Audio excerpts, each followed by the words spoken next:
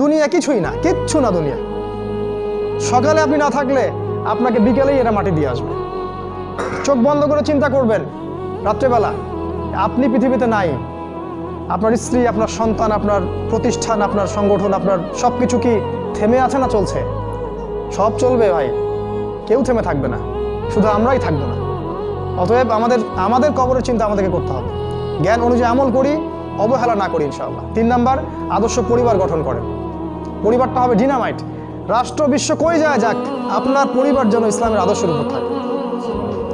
কারণ কু আনফুসাকুম ওয়া আহলিকুম নার, নিজে বাঁচো জাহান্নামের আগুন থেকে, পরিবারকে বাঁচাও। আপনার ছেলের ব্যাপারে সচেতন হন, মেয়ের ব্যাপারে সচেতন হন, স্ত্রীর ব্যাপারে সচেতন হন।